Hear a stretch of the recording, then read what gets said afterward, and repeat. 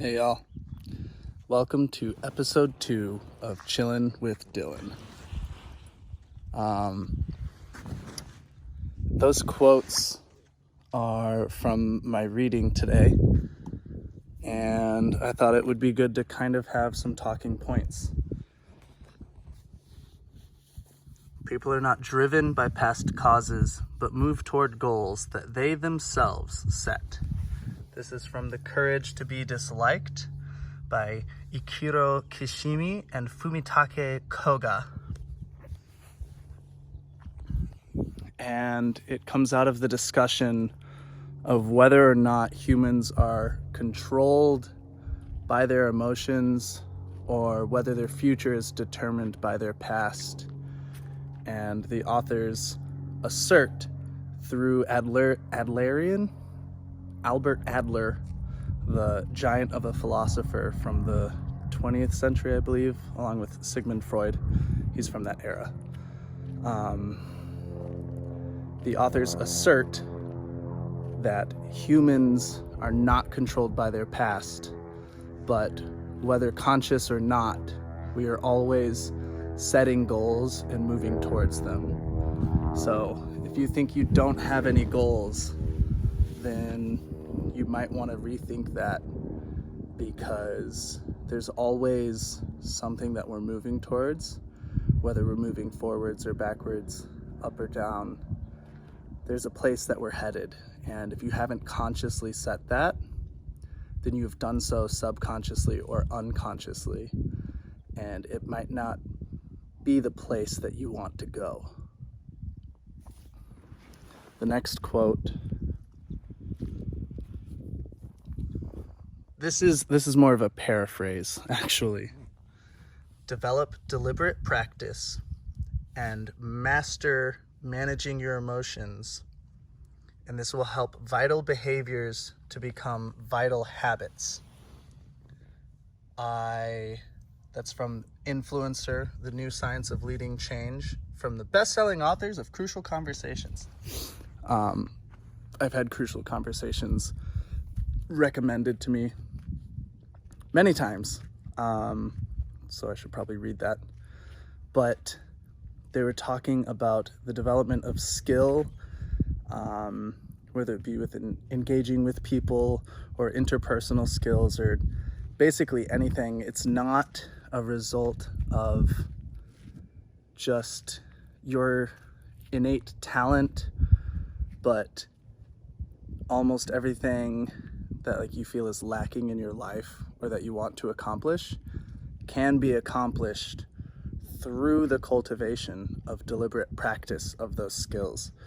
This reminds me of Juji Mufu's article about how certain habits are actually just like secret skills that you haven't learned, like food prepping. Maybe there's an organization of your Tupperware, or simply the ability to cook a certain meal that you like that you just haven't learned yet. And through deliberately practicing that behavior, you can learn the skill, it can become easier, it becomes automatic, and then it becomes a routine, which is a habit. And if you're interested in the importance of habits or how to change habits or the power of habits in your life, then you should definitely check out The Power of Habit. I'm looking for a copy so I can reread that, because it's been almost 6 years since it's been over 6 years since I first read it, but it was absolutely life-changing and really influenced my practice of parkour and my discipline with meditation and yoga and strength training. And without those habits, I never would have performed for Cirque du Soleil or become the man that I am now. Kind of building off of the influencer idea, in another section of The Courage to be Disliked, they say, all the problems that people experience are interpersonal relationship problems. The courage to be disliked is set up in a kind of like a Socrates or old school Greek philosopher dialogue between the philosopher and the younger student. And the younger student, though he feels the statement is like a truth that pierces through to his heart, he seeks to find a way to come up with a rebuttal to that statement that all problems people experience are interpersonal relationship problems, because he feels that it belittles people's problems, that surely humans have higher aspirations than just their relationship with those around them. It's really an interesting idea. And that's just kind of something to munch on. I don't really have anything to say about that, but I'm definitely going to be doing a lot of reflection on that, and I invite you to do the same. Perhaps a problem at work. It's really just an issue of personality conflict that you're having with your boss or a coworker or a manager. Your problem at home, maybe it's just the same old argument you're getting into with your spouse or partner, and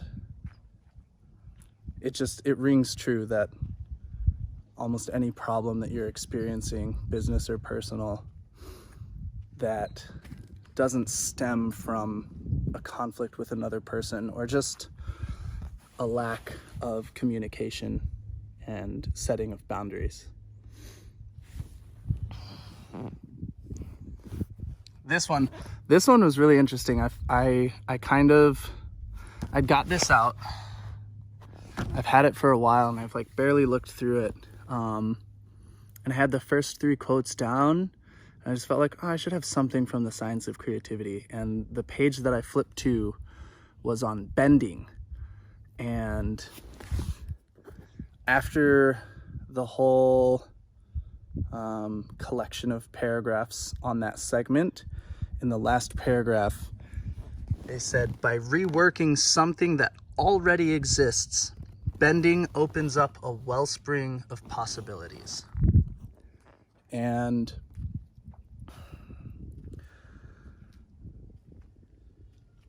they're just talking about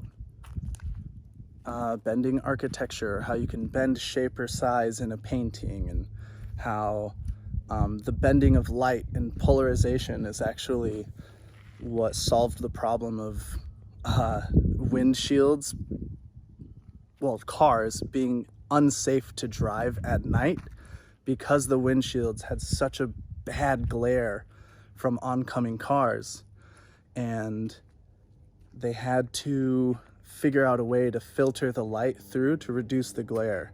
And it was a man who discovered that the glare off of these palace windows in Paris, like hundreds of years ago, was lessened when looking through a calcite crystal. And everyone was trying to figure out how to work with these crystals to like solve this problem of polarization. And the crystals are like 6-inch thick. It just doesn't work as a windshield because you couldn't see through it. Yeah, it would deaden the glare, but you wouldn't be able to see. And through the concept of bending, what they ended up doing was having like almost microscopic particles of this crystal infused into the glass itself. So it's not like a solid layer that was put on top, but through bending the shape or the size of these crystals down to its smallest part and infusing it with the glass, it solved this problem. And I don't even know if that's what windshields are, how they're made today, but it was really, took me a minute to try and find some kind of metaphor that applies to anything else. It's really easy to apply it with tricking or parkour or free running or weightlifting. When you get better at bending your own shape as you stretch more and increase your mobility, a plethora of possibilities open up. And for Webster's, you can swing your leg more to gain more power. You can kick higher. Ballet dancers can hit lines and splits in the middle of the air that nobody else could. But to take it even deeper, if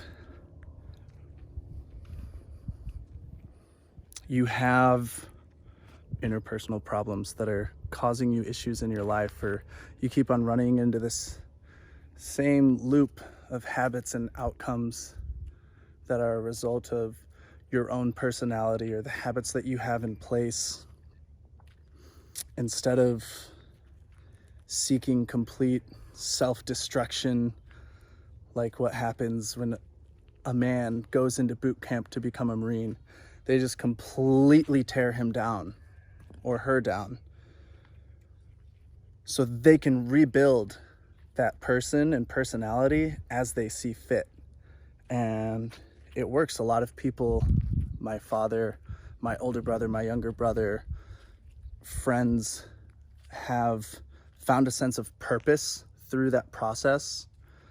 But I believe this concept of bending could help to take that structure, instead of completely tearing it down, maybe it's like a ladder made of bamboo that you can just bend and lean and tilt towards your purpose.